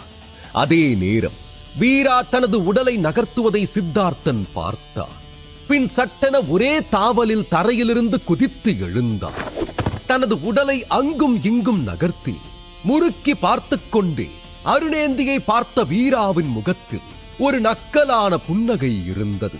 வீராவை பார்த்த சித்தார்த்தன் அவன் நலமாக இருப்பதை பார்த்து மீண்டும் ஆழ்ந்த மூச்சை எடுத்தான். வீராவோட உடல் வலிமையானதுன்னு தெரியும், ஆனா இவன் இவ்வளவு வலிமையா இருப்பான்னு நான் எதிர்பார்க்கவே இல்லை. இவன் உண்மையிலே மனுஷன் தானா? இவன் உடம்புல ரத்தமும் சதையும் தான் இருக்கானே சந்தேகமா இருக்கு. இவனோட உடல் ஒரு ஆன்மீக ஆயுதமா மாறாம இவன் இவ்வளவு சக்தி வாய்ந்தவனா இருக்க வாய்ப்பே இல்லை. ஆனா அது எப்படி ஒரு மனுஷனுடைய உடல் ஆன்மீக ஆயுதமா இருக்கும் என்று தனக்குள் யோசித்த சித்தார்த்தனுக்கு அவனது யூகம் கிட்டத்தட்ட உண்மை என்று தெரியாமல் போனது. வீராவின் உடல் உண்மையில் ஒரு ஆன்மீக ஆயுதத்தைப் போல வலிமையானது. மறுபுறம் தனது உடலை சரி செய்து கொண்ட வீரா மீண்டும் சித்தார்த்தனை நோக்கி நகர்ந்தான். இந்த முறை அவன் தனது உடலை மட்டுமே நம்பி போட்டியிடப் போவதில்லை, தனது ஆன்மீக சக்தியையும் பயன்படுத்த முடிவு செய்திருந்தான். வீரா முன்னேற முன்னேற அவனது மூலாதார சக்கரத்திலிருந்து ஒரு ஊதா நிற ஆன்மீக சக்தி வழிபட்டு அவனது கைகளை அடைந்தது. அடுத்த கணமே அவனது முழு உடலும் எரியும் ஊதா நிற சுடரை போல விசித்திரமான அசாதாரணமான ஒரு சக்தி வாய்ந்த ஒளியை வெளியிட்டது. அத்துடன் அந்த ஊதா நிற ஆன்மீக சக்தியில் ஒரு சிறிய மின்னும் நட்சத்திர ஒளியும் கலந்திருந்தது. இது அங்கிருந்த மக்களை ஆன்மாவை பிழியும் அழுத்தத்தை உணர வைத்தது. இதான் வீராவோட ஆன்மீக சக்தி. ஓ, இப்ப வீராவும் ஆன்மீக சக்தியை பயன்படுத்த போறானா? சரிதான், வீராவும் ஒரு ருத்ர மகாவீர. ஆனாலும் அவ இதுவரைக்கும் எந்த போட்டியிலையும் தன்னோட ஆன்மீக சக்தியை பயன்படுத்துறதே இல்ல. அட முட்டாளுங்களா, நான் தான் ஏற்கனவே சொன்னேன் எல்லா வீரர்களும் அவங்களுடைய சக்திகளை மறைக்கிறாங்கன்னு. அப்ப வீரா மட்டும் மறைச்சிருக்க மாட்டானா? அப்பா, வீராவோட ஆன்மீக சக்தி நம்ம மேல அதிகப்படியான அழுத்தத்தை ஏற்படுத்துது. இது என்ன மாதிரியான ஆன்மீக சக்தி? இப்ப வீரா ஜெயிக்க வாய்ப்பு அதிகமாகுது. ஒருவேளை இதுலயும் வீரா ஜெயிச்சா என் பணமெல்லாம் போயிடுமே என்று சிலர் புலம்ப ஆரம்பித்தனர். உண்மையில் பெரும்பாலான மக்கள் சித்தார்த்தன் மீதுதான் பந்தயம் கட்டியிருந்தனர். ஒருவேளை நிலைமை வீராவுக்கு சாதகமாக மாறினால் அவர்கள் தோற்று விடுவார்கள், தங்கள் முழு சேமிப்பையும் கூட இழப்பார்கள். இந்த நேரத்தில் வீராவின் வெற்றியில் பந்தயம் கட்டிய ஒரு சில சீடர்கள் மட்டுமே மிகவும் திருப்தி அடைந்தனர். வீரா தன்னோட துருப்பு சீட்டை மறைச்சிருப்பான்னு நான் தான் ஏற்கனவே சொன்னல என்று மேடையில் அமர்ந்திருந்த துணைவேந்தர் சிவஞானமும் கூறினார். திடீரென்று வீராவின் கையிலிருந்த ஊதா நிற ஆன்மீக சக்தியின் மீது அவரது கவனம் திரும்பியது. அவரது முகபாவனை தீவிரமாக மாறியது. அவர் ஊதா நிற ஆன்மீக சக்தியை உற்று பார்த்துவிட்டு மெதுவாக, என்ன நடக்குதுங்க? நான் யூகிச்சது சரினா? வீராவோட கையில இருக்கிற ஆன்மீக சக்தி அசுர தெய்வீக முஷ்டிக போலவே தெரியுது என்றார். சிவஞானத்தின் அருகில் அமர்ந்திருந்த ஆசிரியர் பலராமன் அவரை ஆச்சரியத்துடன் பார்த்தார். அப்படின்னா இந்த பையன் உண்மையிலேயே அசுர தெய்வீக முஷ்டிய பயிற்சி செஞ்சிருக்கான். ஆனா அது எப்படி? அது அகத்தியர் நூலகத்தோட ரொம்பவே ஆபத்தான பகுதியில வைக்கப்பட்டிருந்துச்சு. அப்படி இருக்கிறப்ப அவ எப்படி அதை பெற முடியும்? அசுர தெய்வீக முஷ்டி 100 வருஷத்துக்கும் மேல அகத்தியர் நூலகத்துல வைக்கப்பட்டிருக்கு. எத்தனையோ பேர் அதை எடுத்திருக்காங்க. ஆனா யாராலையுமே அதை பயிற்சி செய்ய முடியல. இன்னும் சொல்ல போனா ஒருத்தரால அசுர தெய்வீக முஷ்டிய பயிற்சி செய்ய முடியும்னு நான் எதிர்பார்க்கவே என்று சிவஞானம் மெல்ல முணுமுணுத்தார். அசுர தெய்வீக முஷ்டி ஒரு தெய்வீக தர நுட்பம். மனித உடலால அதை பயிற்சி செய்யறது சாத்தியமில்லைன்னு சொல்றாங்க. அப்படி இருக்கிறப்ப இந்த பையன் எப்படி அதை பயிற்சி செஞ்சான்? எனக்கு உண்மையிலேயே ஒண்ணும் புரியல என்ற ஆசிரியர் பலராமனின் கண்கள் பொறாமை தெரிந்தது. ஒரு ஆசிரியராக இருந்த போது தெய்வீகத்தர நுட்பத்தின் மீதான அவரது விருப்பத்தை அவரால் அடக்க முடியவில்லை. ஆனால் இந்த நுட்பம் அசுர இனத்தை சேர்ந்தது என்பதையும் அவர் அறிந்திருந்தார். எனவே அதை பயிற்சி செய்வது மிகவும் கடினமாக இருந்தது. அதை யாராலேயும் பயிற்சி செய்ய முடியாதே என்ற ஆசிரியர் பலராமனின் வார்த்தைகளை கேட்ட சிவஞானம் தலையை ஆட்டினார். இல்ல, வடக்கு பகுதியோட வீரர்களுக்கு தான் அதை பயிற்சி செய்யறது ரொம்ப கஷ்டம். ஆனா இதுவே நீங்க வெளி உலகத்தை பார்த்தா எவ்வளவோ பேரரசுகள் சமூகங்களுடைய சிறந்த திறமைகள்னு எல்லையில்லா சக்திகளை கொண்டிருக்காங்க. அவங்களுடைய திறமைகள் அவங்களுடைய சக்தி வாய்ந்த பெற்றோர்கள் கிட்ட இருந்து வந்திருக்கும். இதனால அவங்க ரொம்ப சக்தி வாய்ந்தவங்களா இருப்பாங்க. அவங்க உண்மையிலேயே அதை பயிற்சி செய்ய விரும்பினா அவங்க அதுல வெற்றி பெற முடியும் என்று சிவஞானத்தின் வார்த்தைகளை கேட்டு ஆசிரியர் பலராமன் சட்டென அமைதியானார். சிவஞானத்தின் வார்த்தைகள் சரிதான். இந்த உலகம் மிகப்பெரியது. வடக்கு பகுதியில் மட்டுமே கோடிக்கணக்கான மக்கள் இருந்தனர். தவிர மேற்கு பகுதி, தெற்கு பகுதி மற்றும் மத்திய பகுதியும் இருந்தன. அங்கு திறமைகள் ஆதிசக்தி ஆசிரமத்தின் திறமைகளை விட பல மடங்கு சக்தி வாய்ந்தவை. அப்படின்னா வீராவோட மூதாதையர்களும் ரொம்ப சக்தி வாய்ந்தவங்களா இருந்திருப்பாங்களா? அவங்க கிட்ட இருந்து சில ரகசிய மரபுகளை பெற்றிருக்க முடியுமா என்று ஆசிரியர் பலராமன் கேட்ட அதே நேரத்தில் அரங்கில் ஒரு புதிய திருப்பம் ஏற்பட்டு அரங்கம் சீடர்களின் கூச்சலால் அதிர ஆரம்பித்தது. வீராவின் ஊதா நிற ஆன்மீக சக்தி இப்போது இன்னும் வேகமாக பிரகாசித்தது. மேலும் சித்தார்த்தனின் 2 கொலை வார்த்தைகளிலும் அவன் மற்றொரு குத்து வைத்தான். அதே நேரம் சித்தார்த்தன் மீண்டும் தனது எழுதுகோலை அசைத்தான். காற்றில் ஒரு புதிய வார்த்தை வெளிப்பட்டது, அழிவு. இந்த வார்த்தை முன்பை விட மிகவும் பயங்கரமாக இருந்தது. மேலும் அதன் ஒளி முழு அரங்கத்தையும் நடுங்க வைத்தது. ஆசிரியர் பலராமனும் இன்னும் அதிர்ச்சியிலிருந்து மீளாமல் தனக்குள் மீண்டும் மீண்டும் வீராவை பற்றி கேள்வி எழுப்பிக் கொண்டிருந்தார். அப்போது திடீரென, ஆனா வீரா பொற்கதிர் குழுவோட சீடனாச்சே, அப்படி இருக்கிறப்ப சக்தி வாய்ந்த முன்னோர்கள் இருப்பாங்கங்கிற யோசனை சரியா இருக்க முடியாதே என்று எண்ணியவர் அந்த யோசனையை நிராகரித்தார். அதே நேரம் துணைவேந்தர் சிவஞானம் தன்னை பார்த்தே சிரித்துக் கொண்டார். இந்த ஆதிசக்தி ஆசிரமத்துடைய துணைவேந்தரா நான் என்னுடைய பொறுப்புகளை சரியா செய்யாம தோத்து போயிட்டேன். அசுர தெய்வீக முஷ்டிய பயிற்சி செய்யக்கூடிய ஒரு சீடன் ஆதிசக்தி ஆசிரமத்துக்குள்ளேயே இருந்திருக்கான். ஆனா அவனை பத்தி எனக்கு எதுவும் தெரியாது. நான் மட்டும் என் சொந்த கண்ணால இப்ப நடக்கிற போட்டிய பார்க்கலன்னா இது எனக்கு எப்பவும் தெரிய வந்திருக்காது நான் என்னதான் துணைவேந்தரோ என்று துணைவேந்தர் சிவஞானம் விரக்தியுடன் சிரித்தார். உண்மையில் ஆதிசக்தி ஆசிரமத்தில் உள்ள பலருக்கு வீரா அசுர தெய்வீக முஷ்டியை பயிற்சி செய்கிறான் என்பது தெரியும். குறைந்தபட்சம் ஆன்மீக ஆசிரியர்கள் என்று அழைக்கப்படுபவர்களுக்கு அது முழுமையாக தெரியும். ஆனால் அவர்களில் யாரும் துணைவேந்தரிடம் அதை பற்றி சொல்லவில்லை. அது மட்டுமல்லாமல் வீரா பயிற்சி செய்யும் போது வெளிப்படும் அவனது திறமை தொடர்பான பல விவரங்களையும் மறைத்தே வைத்திருந்தனர். அடுத்து என்ன நடக்கும்? வீரா இப்போது இந்த போட்டியில் எளிதாக வெற்றி பெறுவானா, அல்லது போட்டியில் வேறெதுவும் அற்புதமான திருப்பம் ஏற்படுமா? வீராவின் மூதாதையர்கள் உண்மையில் மிகவும் சக்தி வாய்ந்தவர்களா? தெரிந்து உடல் பலத்தால் மட்டும் சித்தார்த்தனை வெல்ல முடியாது என கணக்கிட்ட வீரா தன் ஆன்மீக சக்தியை பயன்படுத்தினார். இதனால் சித்தார்த்தனின் கொலை என்ற வார்த்தையை தனது ஊதா நிற எதிர் சக்தியால் எதிர்கொண்டார். இதற்காக வீரா அசுர தெய்வீக முஷ்டியை பயன்படுத்தினார். சித்தார்த்தனின் கொலை என்ற வார்த்தை வீராவின் முஷ்டியில் மோதியது. அதன் தாக்கம் அரங்கத்தை சுற்றியிருந்த கவசத்தையும் அதிர வைத்தது. உடனே சித்தார்த்தன் அழிவு என்ற வார்த்தையை உருவாக்கினார். இதையெல்லாம் பார்த்த துணைவேந்தர் வீராவின் ரகசிய சக்தி மற்றும் மரபை பற்றி சிந்திக்கத் தொடங்கினார். துணைவேந்தரே, எனக்கு தெரிஞ்சவரை அசுர தெய்வீக முஷ்டி வடக்கு பகுதியில ஒரு சிலருக்கு மட்டுமே தெரிஞ்ச ஒரு நுட்பம். சொல்ல போனா பார்வையாளர்களா உட்கார்ந்திருக்கிறவங்களால இந்த நுட்பத்தை யூகிக்க கூட முடியாது என்று ஆசிரியர் பலராமன் யோசித்து கூறினார். அதற்கு துணைவேந்தரோ, நீங்க சொல்றதும் சரிதான். இந்த ஆசிரமத்தோட துணைவேந்தருங்கிற முறையில இந்த விஷயத்தை முழுமையா ஆராயறது என்னோட கடமை.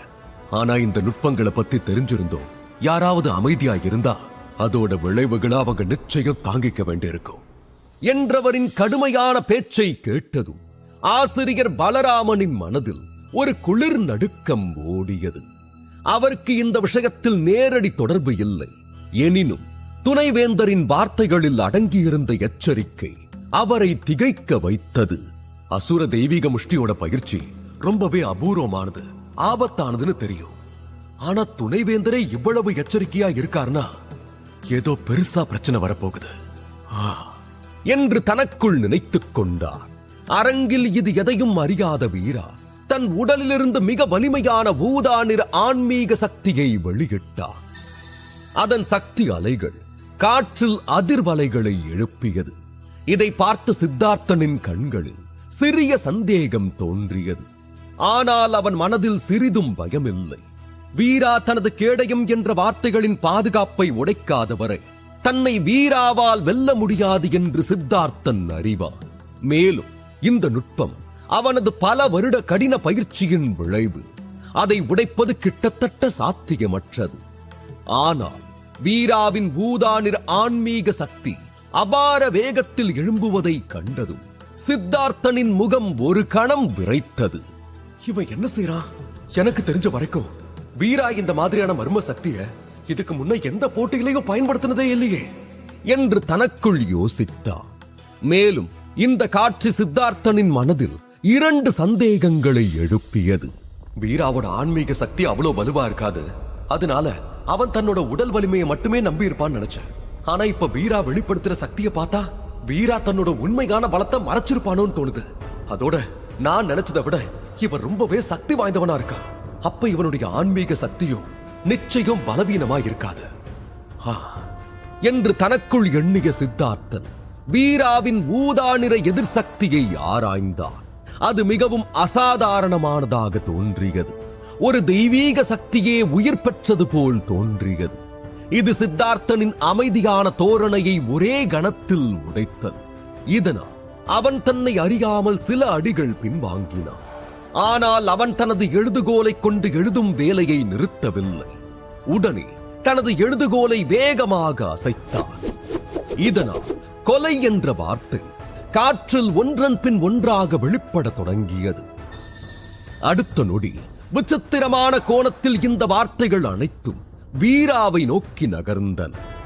ஒவ்வொரு வார்த்தையிலும் மரணத்தின் ஒளி பிரகாசமாக வீசியது.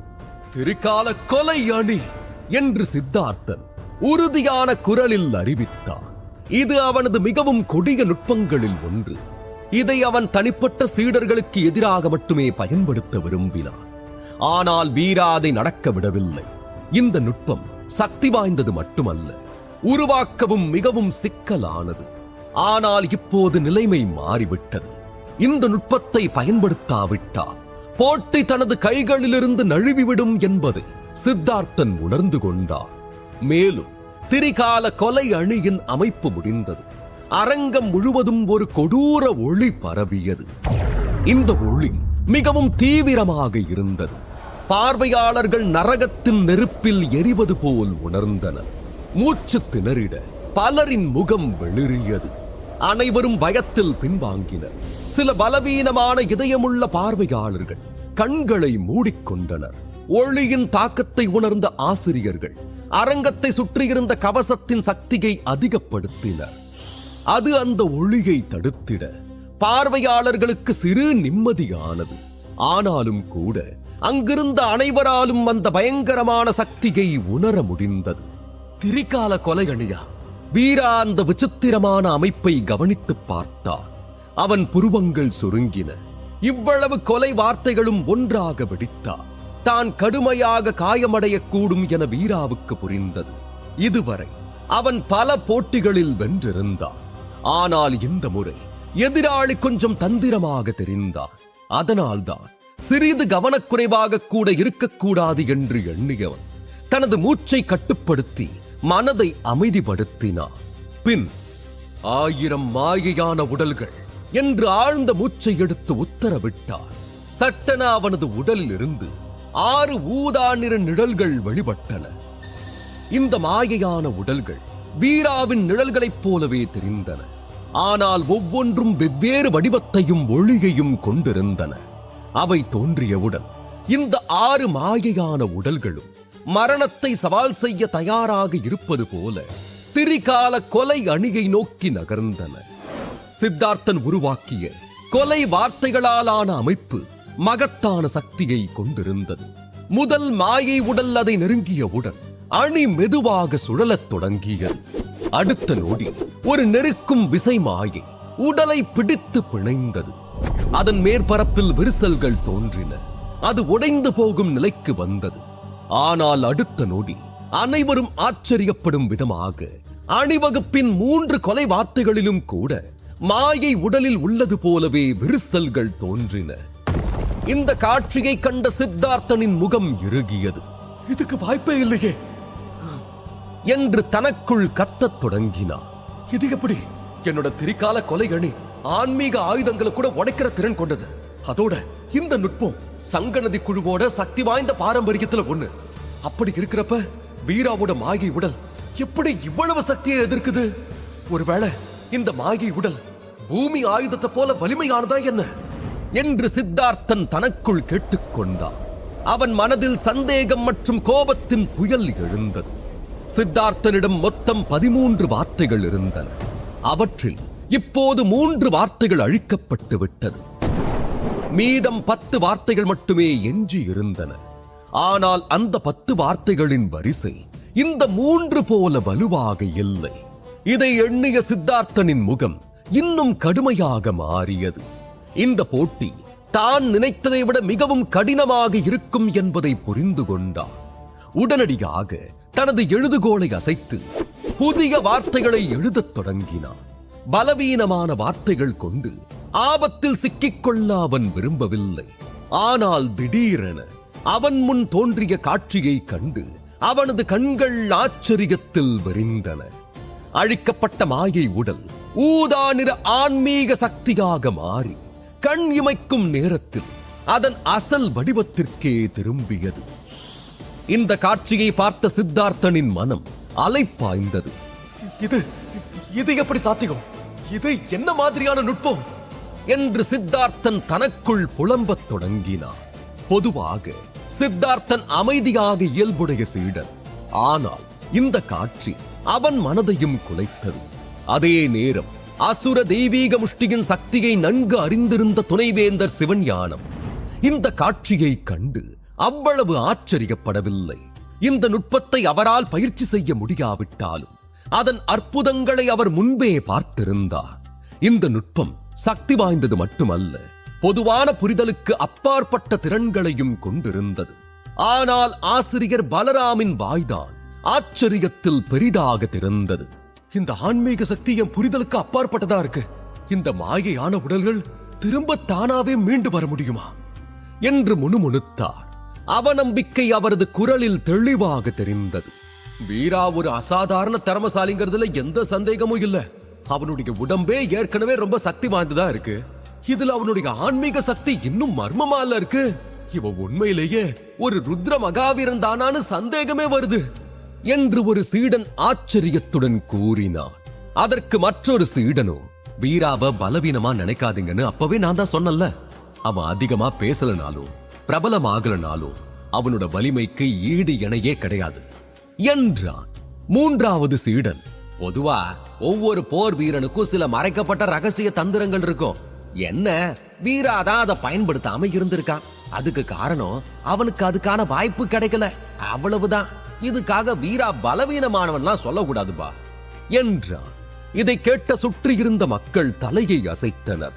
அரங்கில் மேலும் சில இடங்களில் விவாதங்கள் சூடாக அனல் பறந்தது. அனைவருமே வீராவின் இந்த சக்தியில் திகைத்துப் போனார்கள். இந்த விவாதங்களுக்கு மத்தியில் அஷ்டசக்கர குழுவை சேர்ந்த 2 உயரமான இளைஞர்கள் முன்னால் வந்து நின்றனர். அவர்கள் விவேகன் மற்றும் சத்தியன், இருவரும் அஷ்டசக்கர குழுவின் சக்தி வாய்ந்த சீடர்கள். முந்தைய சிறந்த பிரிவு போட்டியில் அவர்கள் 7வது மற்றும் 12வது இடத்தில் இருந்தனர். இந்த முறை போட்டியின் உச்சத்தை அடைவது அவர்களின் குறிக்கோளாக இருந்தது. அவர்களின் லட்சியம் அவர்களின் கண்களில் தெளிவாக தெரிந்தது.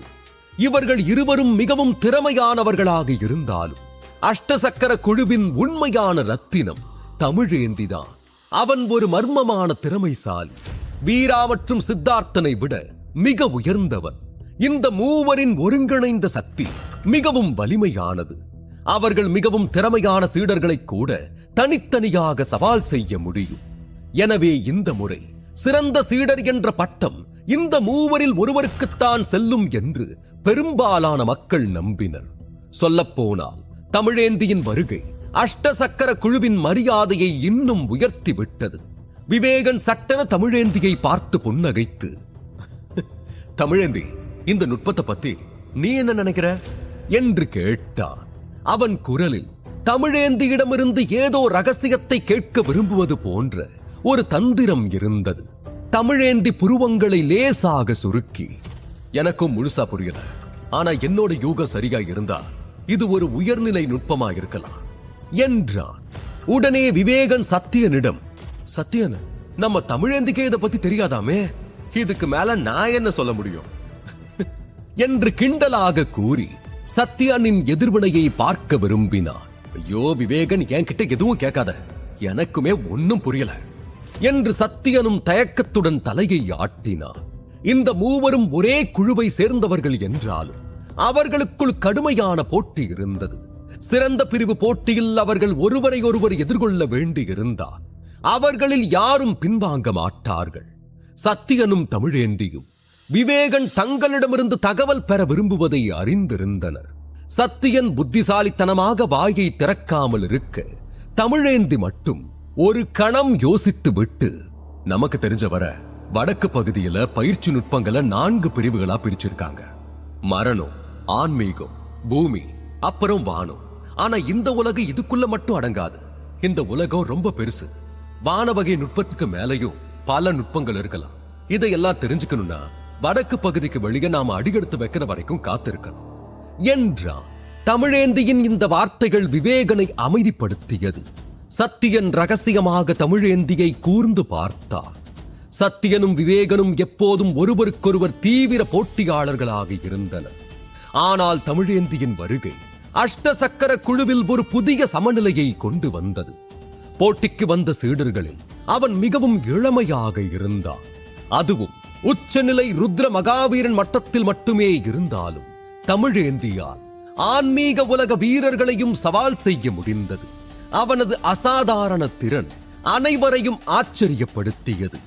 இதற்கு முன்பும் கூட சத்தியன் பலமுறை தமிழேந்தியை அடக்க முயன்றான். ஆனால் தமிழேந்தி ஒவ்வொரு முறையும் அவனது சவால்களை திறமையாக தவிர்த்து வந்தான். இது தமிழேந்தி ஒரு பெருமை பேசும் போர் வீரன் என்ற வதந்திகளுக்கும் வழிவகுத்தது. ஆனால் சிறந்த பிரிவு போட்டியில் தமிழேந்தி அந்த வதந்திகள் அனைத்தையும் தகர்த்தெறிந்தான். மேலும் அவனது ஒவ்வொரு வெற்றியும் அவனது எதிரிகளை வாய்மூட வைத்தது. இதற்கிடையில் அரங்கில் வீராவுக்கும் சித்தார்த்தனுக்கும் இடையிலான போட்டி உச்சத்திற்கு சென்றது. வீராவின் மாயையான உடல்கள் தொடர்ச்சியான தாக்குதல்களால் திரிகால கொலை அணியை இன்னும் பலவீனப்படுத்தி இருந்தன. இதனால் சித்தார்த்தனின் ஒவ்வொரு அசைவும் பலவீனம் அடைந்து வந்தது. அது அவனது நம்பிக்கையை உலுக்கியது. ஆனாலும் சித்தார்த்தன் கடைசி முறையாக தனது மொத்த சக்தியையும் சேர்த்து எழுதுகோலை அசைத்தார். அடுத்த நொடி காற்றில் ஒரு புதிய வார்த்தை வெளிப்பட்டது, அழிவு. இந்த வார்த்தையின் சக்தி இம்முறை மேலும் பயங்கரமாக இருந்ததா அரங்கத்தின் கவசமே அதிரத் தொடங்கியது. வீரா இந்த அழிவு சக்தியை நிறுத்துவானா அல்லது சித்தார்த்தனின் இறுதி நடவடிக்கை அவனை தோற்கடிக்குமா? தெரிந்து கொள். அரங்கில் வீராவுக்கும் சித்தார்த்தனுக்கும் இடையிலான போட்டி உச்சகட்டத்தை எட்டி இருந்தது. இதனால் பார்வையாளர்களின் உற்சாகமும் உச்சத்தில் இருந்தது. வீராவுடைய மாயை உடல்களை எதிர்கொண்டது. சித்தார்த்தனின் அழுத்தம் திடீரென பல மடங்கு அதிகரித்தது. அவன் தொடர்ந்து தனது எழுதுகோலை அசைத்தான். ஆனால் மாயையான உடல்களின் மூலம் வீராவின் தாக்குதல்களும் மிக வேகமாக இருந்தன. சித்தார்த்தன் ஒரு வார்த்தையை எழுதியவுடன் வீராவின் மாயை உடல்கள் உடனடியாக அதை அழித்தன. இதனால் சித்தார்த்தனது பதட்டம் அதிகரித்தது. அவன் மின்னல் வேகத்தில் கையை அசைத்தான். ஆனாலும் சில நிமிடங்களில் திரிகால கொலை அணி மற்றும் சித்தார்த்தனை பாதுகாக்கும் வார்த்தைகள் என ஒவ்வொன்றும் குறைந்தன. சிறிது நேரத்தில் கேடயம் என்ற கடைசி வார்த்தை மட்டுமே எஞ்சி இருந்தது. இப்போது சித்தார்த்தனின் முகம் முன்பு போல் அமைதியாக இல்லை. அவன் பற்களை கடித்தான். அவனது முகத்தில் தயக்கத்தின் வெளிப்பாடுகள் தோன்றின. இந்த சிறந்த பிரிவு போட்டிக்கு அவன் நீண்ட காலமாக தயாராகி வந்தான். அதனால் அவனால் அவ்வளவு எளிதில் விட்டுக் கொடுக்க முடியாது. அவனிடம் இன்னும் ஒரு சக்தி வாய்ந்த துருப்புச் சீட்டு இருந்தது. ஆனால் அது தனிப்பட்ட சீடர்களுக்கு எதிராக பயன்படுத்தப்படுவதற்காகவே இருந்தது. சித்தார்த்தன் தயங்கினான். ஆனால் இப்போது அந்த சக்தியை பயன்படுத்துவதை தவிர அவனுக்கு வேறு வழி இல்லை. முதல் கட்டத்திலேயே என் துருப்புச் சீட்டை பயன்படுத்த வேண்டிய கட்டாயம் ஏற்படும் நான் நினைக்கவே இல்லை என்ற சித்தார்த்தன் ஆழ்ந்த பெருமூச்சு விட்டான். அவனது உடலின் ஒளி திடீரென அதிகரித்தது. அடுத்த கணத்தில் சித்தார்த்தன் வேகமாக தன் கையில் இருந்த எழுதுகோலை அசைத்து காற்றில் ஏதோ எழுதத் தொடங்கினான். இந்த முறை சித்தார்த்தன் ஒரு வார்த்தையை மட்டும் எழுதவில்லை, தொடர்ச்சியான வார்த்தைகளை எழுதினான். இந்த நேரத்தில் அவன் என்ன எழுதுகிறான் என்பதை அறிவுள்ள ஒருவரால் மட்டுமே புரிந்து கொள்ள முடியும். இது ஒரு வேதவிதை மந்திரம். சித்தார்த்தன் ஒரு வேதவிதை மந்திரத்தை எழுதுகிறான் என்று துணைவேந்தர் சிவஞானம் ஆச்சரியத்துடன் கூறினார். ஆசிரியர் பலராமனும் தலையசைத்து, சித்தார்த்தன் தனிமையில முடிவில்லா ஒளிவிதை மந்திரத்தை பயிற்சி செய்யறதா நான் கேள்விப்பட்டேன். ஆனா அப்ப அத வெறும் வதந்தின்னு நினைச்சேன். ஏன்னா இந்த விதை மந்திரமும் வாழ்வுணர்வை போலத்தான். ஆனா அது இயற்கைக்கு அப்பாற்பட்டது. அதோட மாயையினால் அதை புரிஞ்சுக்கிறது ரொம்ப கஷ்டம். ஆனாலும் சித்தார்த்த இதை புரிஞ்சுக்குவான்னு நான் நினைக்கவே இல்லை என்றார். அதே நேரம் மாயை உடல்களை கட்டுப்படுத்திக் கொண்டிருந்த வீரா சித்தார்த்தனின் கேடயத்தை உடைப்பதிலேயே கவனம் செலுத்திக் கொண்டிருந்தார். ஆனால் அப்போது சித்தார்த்தனின் உடலில் இருந்து ஒரு மிகப்பெரிய சக்தி வெளிப்படுவதை உணர்ந்தான். இந்த சக்தி மிகவும் கடுமையானதாகவும் விசித்திரமாகவும் இருந்தது. உலகின் அனைத்து சக்திகளும் ஒன்று கூடி வீரா மீது அழுத்தம் கொடுக்க தொடங்கியது போல தோன்றியது. சில நிமிடங்களில் வீராவின் அனைத்து மாயை உடல்களும் மெதுவாகி அவனது கட்டுப்பாடு பாதித்தது. வேதவிதை மந்திரமா என்று சித்தார்த்தனின் இந்த சக்தியை கண்ட வீரா அதிர்ந்தார். அவனது முக பாவனை மரியாதையை வெளிக்காட்டியது. நிச்சயமாக ஆதிசக்தி ஆசிரமத்தின் முதல் 100 சீடர்களின் பலத்தை குறைத்து மதிப்பிடக் கூடாது. ஆனால் அதே நேரம் இந்த விதை மந்திரத்தை எதிர்க்க வீரா சிறிதும் பயப்படவில்லை. மாறாக அவனது கண்கள் ஒளியால் பிரகாசித்தன. மேலும் அவனது உடலில் இருந்தும் ஒரு அமைதியற்ற ஒளி வெளிப்பட்டது. இதை கண்ட சித்தார்த்தனின் கண்கள் அமைதியாக இருந்தன. இப்போது அவன் வீராவின் மாயை உடல்களை பற்றி கவலைப்படவில்லை. சில நொடிகளில் அவனது வேத விதை மந்திரமும் முடிந்திட சித்தார்த்தன் சிரித்துக் கொண்டே தனது எழுதுகோலை தூக்கி எறிந்துவிட்டு கையை அசைத்து அந்த விதை மந்திரத்தை செயல்படுத்தினார். காற்றில் மிதந்த முடிவில்லா ஒளி விதை மந்திரம் தொடர்ந்து அதிர்வுற்று ஒரு விசித்திரமான சத்தத்தை உருவாக்கியது. அடுத்த நொடியில் கருப்பு மையில் எழுதப்பட்ட வார்த்தைகளில் இருந்து தங்க ஒளியின் கதிர்கள் மெதுவாக வெளிப்பட தொடங்கின. அப்படி வெளிப்படும் ஒளி மக்களை அதன் முன் வணங்க வைக்கும் அளவுக்கு தெய்வீக சக்தி கொண்டதாக இருந்தது. திடீரென சித்தார்த்தன் மாயை உடல்களை பார்த்து தனது விரல்களை அசைத்தார். அடுத்த நொடியில் விதை மந்திரத்திலிருந்து தங்க கதிர்கள் வெளிப்பட்டு மாயை உடல்களுடன் மோதின. அதற்கு மிக அருகில் இருந்த மாய உடல் உடனே வெடித்தது. இதை பார்த்த சித்தார்த்தனின் முகத்தில் ஒரு சிறிய புன்னகை தோன்றியது. ஆனால் அதே நேரம் வீராவின் ஆன்மீக சக்தி எழுந்து மாய உருவம் மீண்டும் அதன் அசல் வடிவத்திற்கு திரும்பியது. இதை பார்த்த சித்தார்த்தன் விழி விரித்தார். இது எப்படி முடியும்? ஆன்மீக சக்தியால ஆன ஒரு உடல் எப்படி அழியாததா இருக்க முடியும்? இது எப்படி திரும்ப வந்துச்சு என்று எரிச்சலுடன் கூறினார். பின் பற்களை கடித்துக் கொண்டு அந்த மாய உடல்களை தொடர்ந்து தாக்கினார். ஆனால் எவ்வளவு தாக்கினாலும் அவை உடைந்த பிறகு மீண்டும் பழையபடி உருவெடுத்து விட்டன. இதற்கிடையில் சித்தார்த்தனின் தாக்குதல்களை எதிர்த்துக் கொண்டிருந்த வீராவின் மனம் வேகமாக யோசித்துக் கொண்டிருந்தது. எல்லாவற்றிற்கும் ஒரு எல்லை உண்டு. அதேபோல் அந்த 1000 மாய உருவங்களும் அழியாததாக இருக்க முடியாது. அவை உடைந்து மீண்டும் மீண்டும் உருவாகினால் அதற்குள் இருக்கும் ஊதா நிற ஆன்மீக சக்தி தொடர்ந்து குறைந்து கொண்டே வந்தது. இந்த நிலை தொடர்ந்தால் ஊதா நிற ஆன்மீக சக்தி ஒரு குறிப்பிட்ட எல்லையில் தீர்ந்துவிடும். பின் மாயை உடல்கள் முழுவதுமாக சிதைவதை யாராலும் தடுக்க முடியாது. இதை எண்ணிய வீரா அந்த விதை மந்திரத்தோட சக்தியை எப்படி அழிக்கிறது என்று விதை மந்திரத்தை பார்த்தபடி யோசித்தார். பின் அனைத்து மாயையான உடல்களையும் விதை மந்திரத்தை நோக்கி நகருமாறு கட்டளையிட்டார். இதற்கு நேர்மாறாக சித்தார்த்தன் தனது இடத்தில் உறுதியாக நின்று தனது விதை மந்திரத்தின் கதிர்களால் மாயை உடல்களை தொடர்ந்து தாக்கினார்.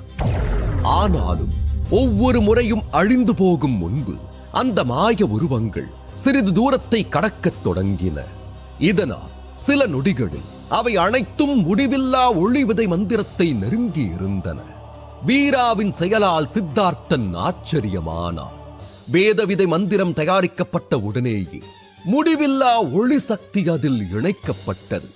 இதனால் அதன் மேல் ஒரு தங்க அடுக்கு உருவானது. அத்தகைய சூழ்நிலையில் வீரா மாயை உடல்கள் மூலம் அதை அழிக்க விரும்பினாலும் அது ஒரு முட்டையால் ஒரு கல்லை உடைப்பது போலவே இருக்கும்.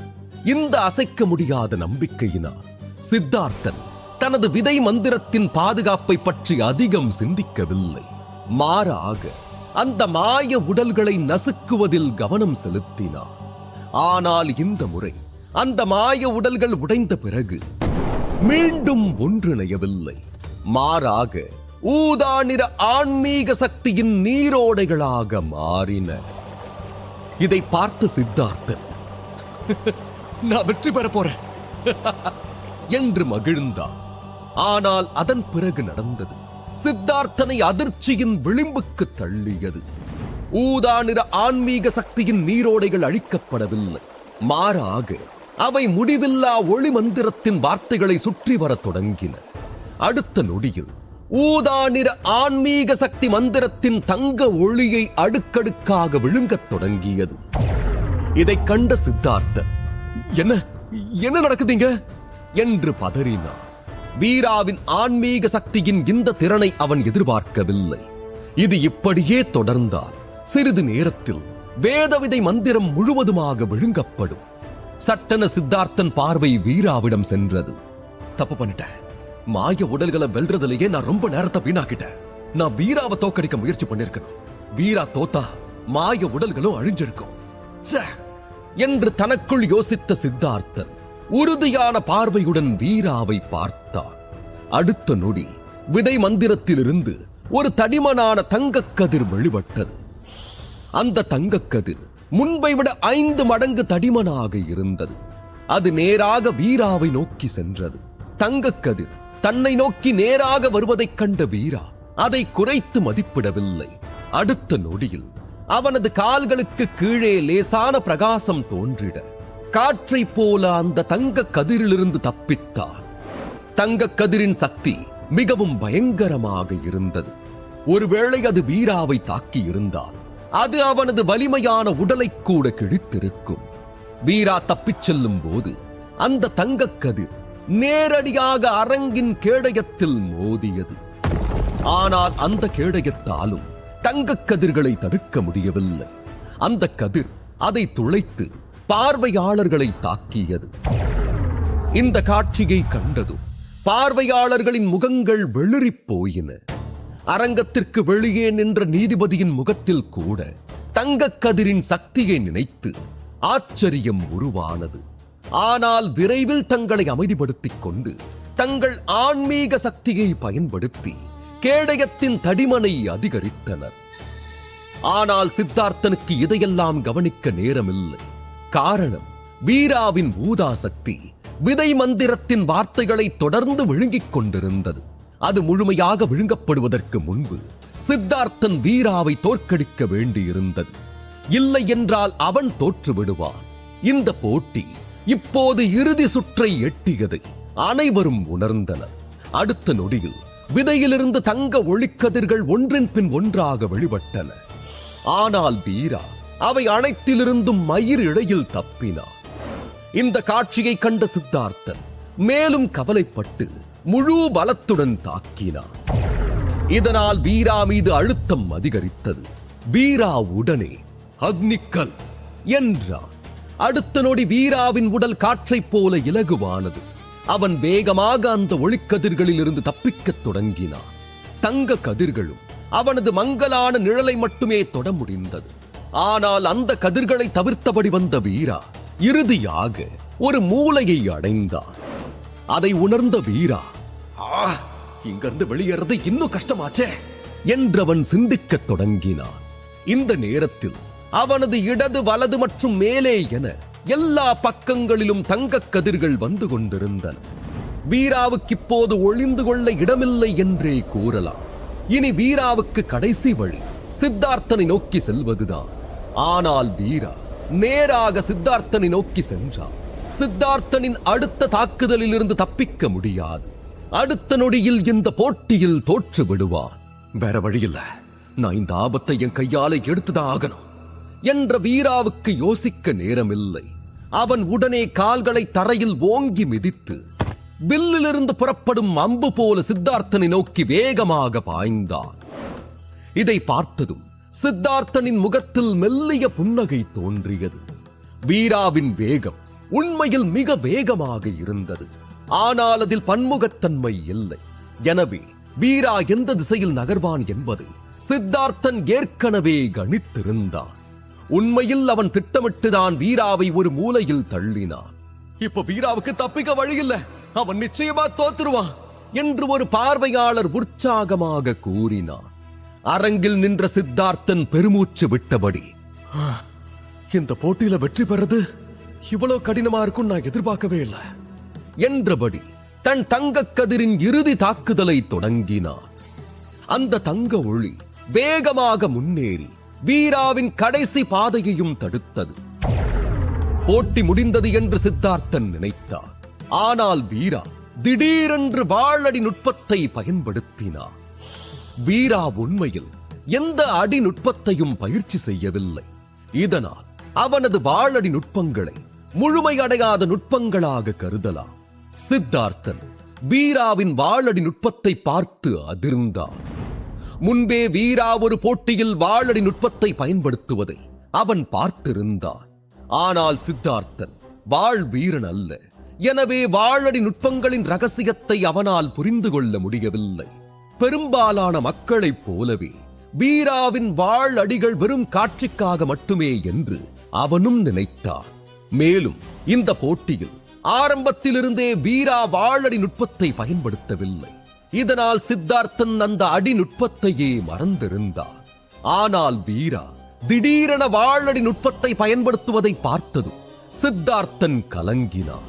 அதே நேரத்தில் இந்த விசித்திரமான அடியை பயன்படுத்தி தன் உடலை திருப்பிய வீரா கடைசி தங்கக் கதிரையும் தவிர்த்தான். அத்துடன் மிகவும் விசித்திரமான அடிகளுடன் சித்தார்த்தனை நோக்கி நகர்ந்தான். அதே நேரத்தில் விதை மந்திரத்தின் வார்த்தைகளின் தங்க அடுக்கு முழுவதும் வீராவின் ஆன்மீக சக்தியால் விழுங்கப்பட்டது. ஆனால் சித்தார்த்தனுக்கு அதைக் கண்டு ஆச்சரியப்பட நேரமில்லை. ஏனென்றால் இந்த நேரத்தில் வீராவின் அசுர சக்தியை அவன் எதிர்கொள்ள வேண்டியிருந்தது. தனது தோல்வியை தனது கண்களுக்கு முன்பாக கண்ட பிறகும் சித்தார்த்தன் அமைதியாகவே இருந்தான். தாக்குதலை கண்டு அஞ்சாமல் தனது எழுதுகோல் மூலம் காற்றில் கேடயம் என்ற வார்த்தையை எழுதினான். ஆனால் வீராவின் தாக்குதல் வேகம் அவன் நினைத்ததை விட வேகமாக இருந்தது. இதனால் அவன் தனது வார்த்தையை முடிக்கும் முன் வீராவின் உலோக முஷ்டி அவனது முகத்தை நெருங்கியது. இப்போது தப்பிக்க வாய்ப்பில்லை என்பதை சித்தார்த்தன் அறிந்திருந்தான். எனவே வீராவின் முஷ்டியை தவிர்க்க அவன் முயற்சிக்கவில்லை. அமைதியாக கண்களை மூடினான். ஆனால் வீராவின் முஷ்டி சித்தார்த்தனின் மூக்கிலிருந்து சில அங்குலங்கள் தொலைவிலேயே நின்றது. அத்துடன் தோல்வியை ஏத்துக்க நான் உனக்கு ஒரு வாய்ப்பு தரேன் என்று வீரா தீவிரமாக சொன்னான். அடுத்து என்ன நடக்கும்? வீரா இந்த போட்டியில் ஜெயிப்பானா இல்லை புதிய திருப்பம் வருமா? வீராவின் அடுத்த எதிரி யார்? தெரிந்து கொள்ள தொடர்ந்து கேளுங்கள். இந்த எபிசோட் உங்களுக்கு பிடிச்சிருந்தா அந்த வீடியோக்கு ஒரு லைக் பட்டன் கொடுங்க. இந்த மாதிரி தொடர்ந்து வீடியோஸ்க்கு நம்ம சேனலை சப்ஸ்கிரைப் பண்ணிக்கோங்க. தேங்க்யூ.